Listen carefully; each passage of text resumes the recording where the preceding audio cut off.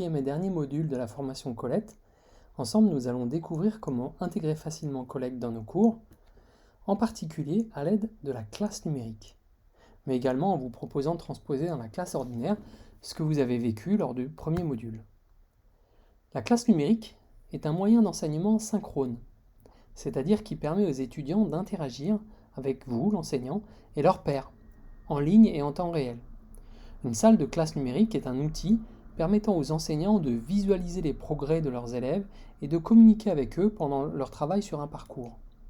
Une session a un code particulier associé à un parcours et une durée variable en fonction de votre objectif pédagogique, soit d'une heure en classe en présentiel avec les rétroactions hors ligne habituelles, je lève la main, j'interpelle l'enseignant, ou d'une session de devoir à la maison, du jour pour le lendemain, ou bien encore d'une session de formation de projet d'une semaine. Pendant cette session, tous les étudiants travaillent sur la même série de tâches et vous, en tant qu'enseignant, pouvez suivre les progrès et superviser les étudiants de manière synchrone en leur donnant des rétroactions en direct. Vous pouvez aussi proposer le travail en mode synchrone. Donc, nous avons vu que vous pouvez proposer le travail de manière asynchrone à l'aide des différentes parcours qu'on peut créer, mais vous pouvez aussi proposer donc, le travail en mode synchrone avec la classe numérique. Une classe numérique est liée donc à un parcours existant et pour créer une session de classe numérique, vous devez d'abord sélectionner le parcours sur lequel vous souhaitez que les élèves travaillent. Vous cliquez ensuite sur le deuxième bouton en haut à droite pour créer une nouvelle session de classe numérique. Ce sera exactement aussi ce bouton-là que vous utiliserez pour superviser une session en cours ou revoir les sessions terminées.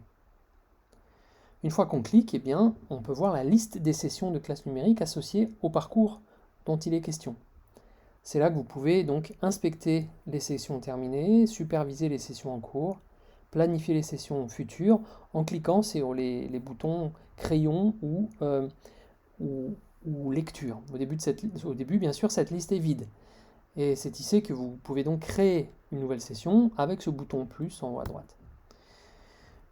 Pour définir une session, eh bien, vous ajoutez les informations de base sur la classe numérique, son titre, sa description, un message de bienvenue, et afin de partager les instructions avec vos élèves et fixer les règles du jeu, la date et l'heure de début et de fin.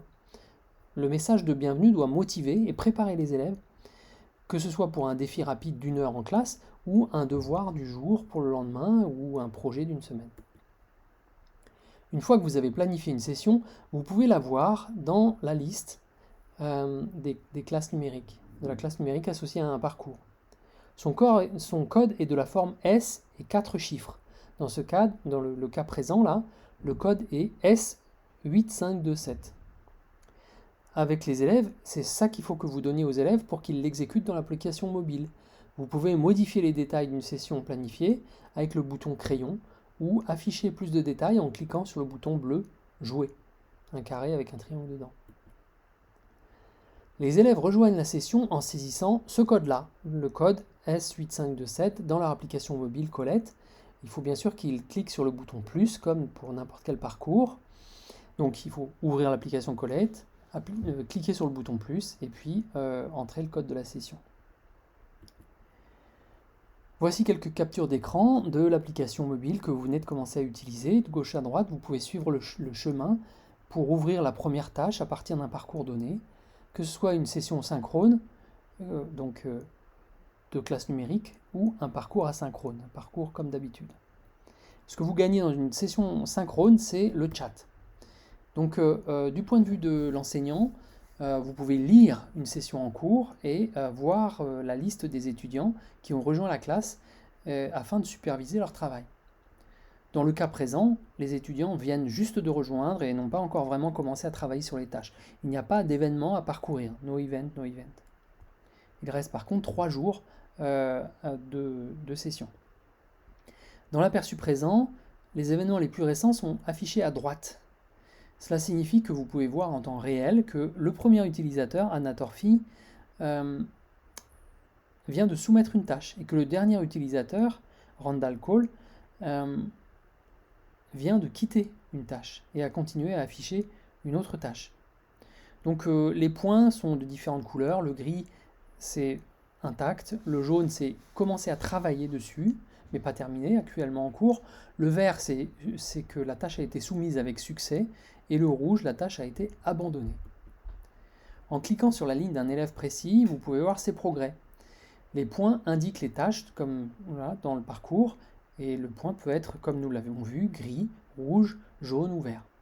En cliquant sur le chevron à droite, vous pouvez verrez les détails de l'étudiant pour cette tâche-ci. Donc il y a encore 3 jours avant la fin de la session. Et dans la vue individuelle d'un élève, vous pouvez voir toutes les actions que l'étudiant a effectuées et vous pouvez lui donner des commentaires avec le chat, la télédiscussion. Que ces commentaires soient contextualisés, associés à une tâche donnée ou bien décontextualisés. Dans cette vue, vous, en tant qu'enseignant, vous pouvez voir si l'élève a soumis la tâche, s'il a ouvert les indices ou pas, etc. Vous avez différents événements, nous reviendrons sur la liste des événements qui sont accessibles. Le plus utile, c'est de filtrer les tâches soumises en cliquant sur ce bouton tâches soumises afin de voir uniquement les événements de type soumission de tâches. Et donc le chat peut être utilisé pour donner des commentaires et communiquer avec l'étudiant. Donc vous voyez, donner ici une rétroaction, donner un commentaire. Vous pouvez donner un commentaire sur n'importe quel événement nous cliquons maintenant sur tâches soumises afin de voir dans le chat. Donc vous pouvez voir ici la solution soumise par l'élève pour une tâche dans la classe numérique et son approche finale sous la forme de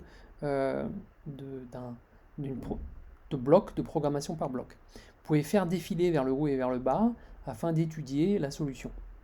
Vous pouvez aussi voir combien de fois l'élève a tenté de résoudre la tâche, ici 2, jusqu'à ce qu'il réussisse finalement à soumettre une tâche qui est validée par le système. En tant qu'enseignant, vous pouvez aussi cliquer sur le bouton « Donner des commentaires » et fournir vos commentaires personnels sur la tâche soumise et la solution finale dans le chat, en laissant un message à l'élève. Voyons voir comment cela fonctionne. Donc là, ici, c'est laisser un message, faire une rétroaction à l'élève. Donc, vous faites une évaluation formative sous la forme de commentaires, un commentaire qui est été contextualisé avec pour la tâche 1 en bleu ciel. Là. Vous pouvez aussi décontextualiser en cliquant sur la croix rouge, et à ce moment-là, la tâche 1 sera perdue. Ce sera un commentaire décontextualisé.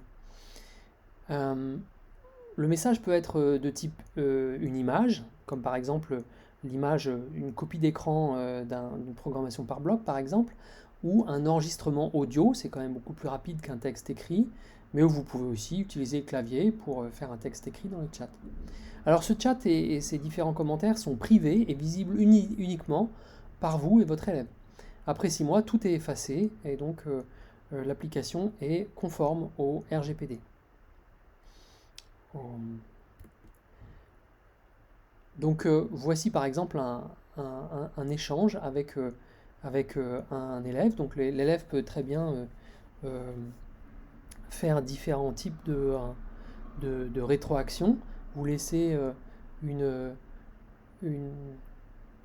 réponse polie à votre commentaire ou bien poser des questions un petit peu plus spécifiques. Donc par exemple, peut-on le faire avec une seule boucle par exemple? Et donc vous pouvez de cette manière-là échanger, avoir un fil de discussion avec cet élève sur cette tâche. Okay.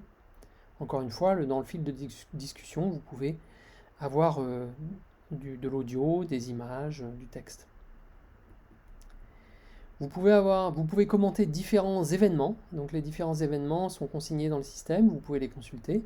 Donc le plus intéressant, bien sûr, c'est la soumission d'une tâche, mais vous pouvez aussi trouver un intérêt pédagogique dans votre contexte et trouver significatif d'autres types d'événements afin de mieux comprendre le travail de vos élèves. Vous pouvez savoir, par exemple, à quelle heure ils ont travaillé sur votre parcours. Voilà. Donc, vous pouvez utiliser donc, cette session de classe numérique dans votre leçon. Okay, donc, nous vous conseillons de commencer par une activité brise-glace. Okay, laisser les élèves installer et essayer l'application Colette.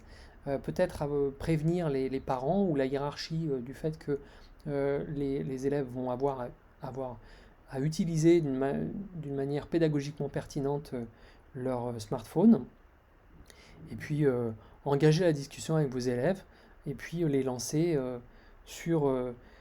dans des classes numériques adaptées à vos objectifs pédagogiques, soit pendant l'heure de cours, soit en devoir à la maison, soit sur un projet un petit peu plus long, par exemple dans des projets de type STEM, sciences, technologies, entrepreneuriat ou mathématiques.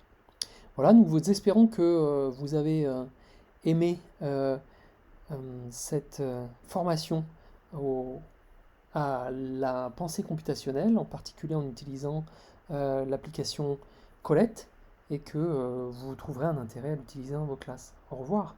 Vous avez aussi un autre module plus spécifique sur la pensée computationnelle.